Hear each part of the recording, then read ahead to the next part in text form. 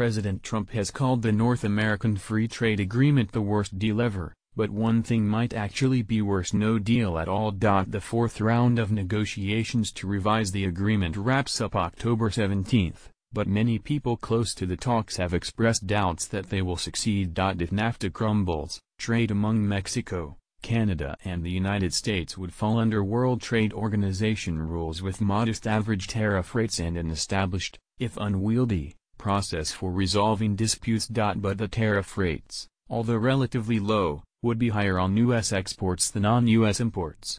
Many trade experts say that would hurt U.S. exporters of everything from corn to auto parts, and that the United States could end up with fewer jobs while paying higher prices for goods than it does. Meanwhile, Canada and Mexico would be able to fall back on free trade agreements they have forged with Europe recently, providing zero tariffs. Mexican Foreign Minister Luis Videgaray told a Mexican Senate committee this week that the end of the North American Free Trade Agreement won't be the end of the world. And in some ways Videgaray is right. The world of global trade has far fewer walls and stumbling blocks than it did 23 years ago, when NAFTA went into effect. Nonetheless, even small tariff differences can have substantial effects, many trade experts say, and could upend established supply chains. If NAFTA ends, the tariffs the United States imposes on imports from Mexico would revert from currently zero to their WTO levels. For the United States, these tariffs average 3.5% across all goods. Chad Bown, a senior fellow at the Peterson Institute for International Economics, said in an email. Mexico's WTO tariffs are a bit higher, on average 7.1%, he wrote. So U.S. exporters would go from facing zero tariffs currently for their sales to the Mexican market under NAFTA to 7.1% on average without NAFTA for automobiles. The gap could add hundreds of dollars to the price of a car. Or car makers in Mexico might drop U.S. suppliers subject to WTO rates and look for European auto parts manufacturers, who would not have to pay any tariff under their free trade pact. NAFTA's rules of origin for automobiles would also disappear. Those rules were designed to prevent countries outside North America from using the treaty as a backdoor into the U.S. market.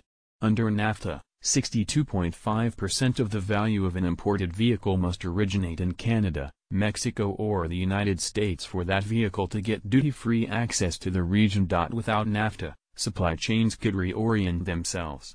Cars sold in the United States might contain more foreign parts, and Mexican cars sold to Europe or Latin America might use fewer U.S. components. U.S. producers would face less market access in Mexico without NAFTA than Mexico would face in the United States, said Carolyn Freund, a senior fellow at the Peterson Institute for International Economics and former economist at the World Bank. Getting rid of NAFTA could also hurt the agriculture industry, which is strong in the states Trump carried in his presidential campaign. Since NAFTA was enacted, U.S. food and agricultural exports to Canada and Mexico have more than quadrupled, to $38 billion in 2016, according to the Fresh Produce Association of the Americas. And Mexican agricultural exports have given consumers year-round access to fruits and vegetables that had been available only during certain seasons. A collapse of NAFTA could also boomerang on some of the accord's harshest critics, especially labor and environmental groups that want to toughen up what they see as ineffective side agreements to the original treaty. Without NAFTA, however, those agreements would simply vanish. Leo Gerard, president of the United Steelworkers Union, says NAFTA was sold to the American public with a bag full of lies.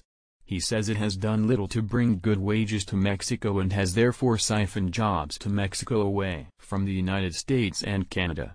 He singles out auto factory jobs. Half his members make auto parts. But Gerard isn't ready to simply shred the NAFTA agreement.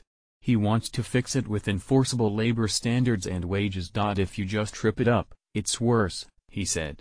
If you bail out of this, you're going to have new rules. Mexico, however, would not escape damage from a collapse of NAFTA. NAFTA has helped generate confidence in all three nations, which has been especially helpful in attracting investment to Mexico.